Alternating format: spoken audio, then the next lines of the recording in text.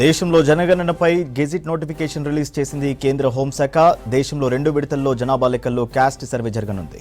Jammu Kashmir, Uttarakhand, Himachal, లడఖ్లో 2026 October 1 నాటికి జనాభా లెక్కలు పూర్తి కానున్నాయి. మిగిలిన రాష్ట్రాల్లో 2027 మార్చి 1 నాటికి పూర్తి కానుంది. దీంతో 15 ఏళ్ల తర్వాత దేశంలో జనాభా లెక్కలు జరగనున్నాయి.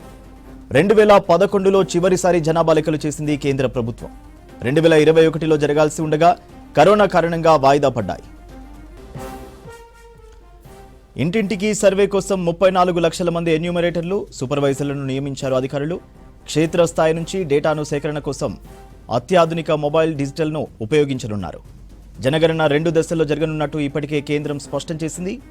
జమ్మూ కాశ్మీర్, హిమాచల్ ప్రదేశ్, ఉత్తరాఖండ్లోని కొండ ప్రాంతాల్లో 2026 అక్టోబర్ 1 నుంచి ప్రారంభం కానుండగా దేశంలోని మిగతా ప్రాంతాల్లో 2027 మార్చి నుంచి జనగణన షురూ కానుంది.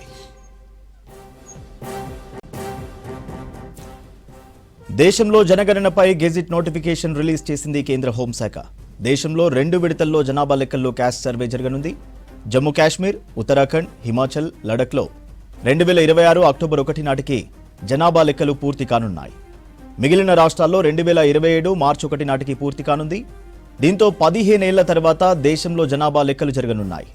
2011లో చివరిసారి జనాభా లెక్కలు చేసింది కేంద్ర ప్రభుత్వం. 2021లో జరగాల్సి ఉండగా కరోనా కారణంగా వాయిదా పడ్డాయి. జనగణనపై కేంద్రం గెజిట్ నోటిఫికేషన్ కు సంబంధించి మరిన్ని డీటెయిల్స్ మదార్ లైవ్ లో అందిస్తారు. మదార్, హోంశాఖ నోటిఫికేషన్ పై డీటెయిల్స్ ఏంటి? జనగణనకు సంబంధించి అఫీషియల్ గా గెజిట్ అనేది కూడా విడుదలైంది. గతంలోనే జనగణనకు సంబంధించి ఒక నిర్ణయం అనేది కూడా కేంద్ర ప్రభుత్వం తీసుకుంది. జనగణనతో పాటు కులగణన కూడా ఈసారి లెక్కించనున్నారు. వీటికి సంబంధించి ఈరోజు ఒక కీలక సమావేశం కేంద్ర హోంశాఖ మంత్రి అమిత్ షా నేతృత్వంలో ఒక కీలక భేటీ జరిగింది. దానిలో భాగంగానే ఇప్పుడు అఫీషియల్ గా గెజిట్ అనేది కూడా విడుదలైంది. 2 విడతలుగా జనగణన అనేది కూడా చేస్తారు. దాంట్లో భాగంగా మొదటగా అక్టోబర్ 1, 2026 నుంచి 4 ప్రాంతాలు, ముఖ్యంగా 2 కేంద్ర పాలిత ప్రాంతాలు జమ్మూ అండ్ లదక్, దాంతోపాటు 2 రాష్ట్రాలు ఉత్తరాఖండ్తో పాటు హిమాచల్ ప్రదేశ్, ఈ 2 రాష్ట్రాల్లో జనగణన అనేది కూడా ప్రారంభమవుతుంది. ఆ సందర్భంలోనే జనగణనతో పాటు కులగణన, దాంట్లో క్యాస్ట్ సెన్సస్ ని కూడా ఇంక్లూడ్ అనేది కూడా చేస్తారు. దానికంటే ముందు హౌస్ హోల్డ్ సర్వే అనేది కూడా గతంలో నిర్వహిస్తుండేవారు. ఆ తర్వాత జనగణన అనేది కూడా ప్రారంభిస్తూ ఉండేవారు.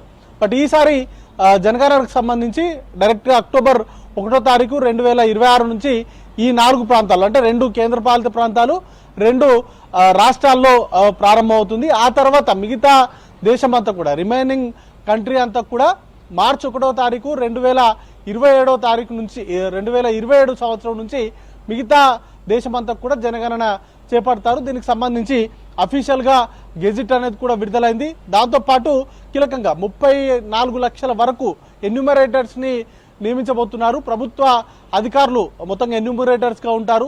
ప్రతి ఇంటిని కూడా వారు ఎన్యూమరేటర్స్ రావడం, ఆ కుటుంబంలో లేకపోతే ఆ ఇంట్లో ఎంతమంది నివసిస్తున్నారు, వారికి సంబంధించినటువంటి కులాలకు సంబంధించినటువంటి డీటెయిల్స్ కూడా ఈసారి అడగబోతున్నారు. గతంలో జనగణనకు సంబంధించి ఒక ఇంట్లో ఎంతమంది ఉంటున్నారు, వారికి సంబంధించినటువంటి ఏజ్ ఏంటి, వీటికి సంబంధించినటువంటి వివరాలు మాత్రమే తెలుసుకునేవారు. బట్ ఇప్పుడు లేటెస్ట్ గా చేపట్టబోయేటువంటి ఈ జనగణనలో వారికి సంబంధించినటువంటి క్యాస్ట్ ఏంటి, వాటికి సంబంధించినటువంటి వివరాలను కూడా అడిగి తెలుసుకోబోతున్నారు.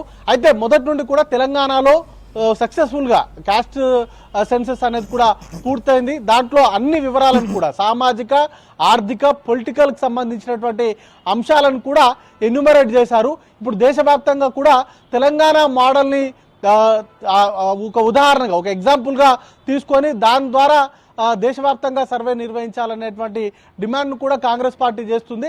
అయితే వాటిపైన ఇంకా పూర్తి స్థాయి ఎక్సర్సైజ్ అనేది కూడా జరగాల్సి ఉంది. అయితే ఏ మోడల్ని తీసుకోబోతున్నారనే దానిపైన ప్రస్తుతానికైతే ఇంకా సస్పెన్స్ ఉంది. మొత్తంగా అయితే గతంలో ఇప్పటి వరకు ఏ విధంగానైతే జనగణన చేపట్టారో అదే ఫార్మాను ఫాలో అవుతూ క్యాస్ట్ కాలంని ఒక్కదాన్ని యాడ్ చేస్తారా లేకపోతే ఏంటి అనే దానిపైన కూడా స్పష్టత అనేది కూడా రావాల్సి ఉంది. అయితే 2011లో లాస్ట్ టైం జనగణన చేశారు. 2021లో చేయాల్సి ఉన్నప్పటికీ అప్పుడు కరోనా విజృంభణతోటి అప్పుడు సాధ్యపడలేదు. ఇప్పుడు ఆఫ్టర్ 15 ఏళ్ల తర్వాత జనగణనకు కేంద్రం సిద్ధమైంది. దానిలో భాగంగానే కులగణన కూడా ఇంక్లూడ్ చేసింది సూర్య.